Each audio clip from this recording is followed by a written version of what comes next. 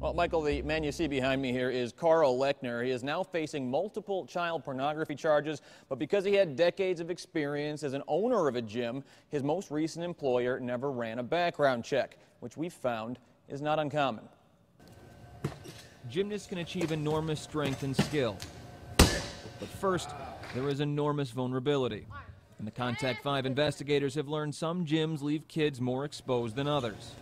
All right, now I want to start and finish to every skill. Steve Nunno understands that better than most. I was the Olympic coach in 92 and 96 with Shannon Miller, America's most decorated gymnast. I've been a gym owner for 30 years. I've worked with thousands of kids. Nunno bought Epic Gymnastics of Palm Beach in January. Let's go. Lift it. Lift.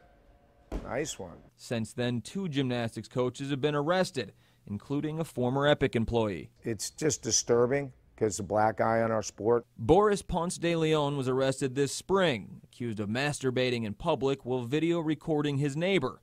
Then just last week, Carl Lechner was arrested for child pornography, which does not appear to be connected to kids at the gyms he worked. Were you surprised at all when you heard about the arrest over the weekend? No, it was a matter of time. This is a former Cats Gymnastics employee, the same gym Lechner worked for until his arrest. It's a matter of time for that type of person to come in, especially in that company. The former coach offered proof of employment at Cats, but asked not to be identified for fear of reprisal. We had people walk in off the street and literally that same day say, okay, you're taking the 3 o'clock class. The owner of Cats Gymnastics, Terry Howison, refused an on-camera interview, but admits Cats has never run background checks on employees other than what's done by USA Gymnastics for certified coaches, which Lechner was not.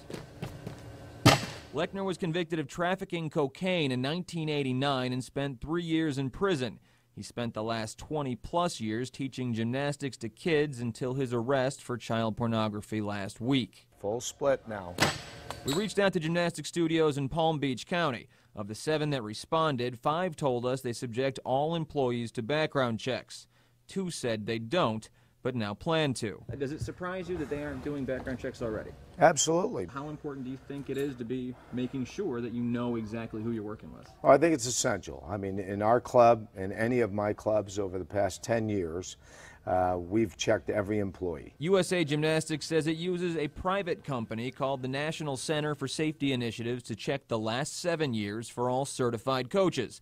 Epic gave us 2 employee background checks to prove it uses the same service, but pays extra to look back 15 years on all employees. I think it's really important that we do our due diligence on everyone that's involved with kids. But no club we spoke with looks back further than 15 years.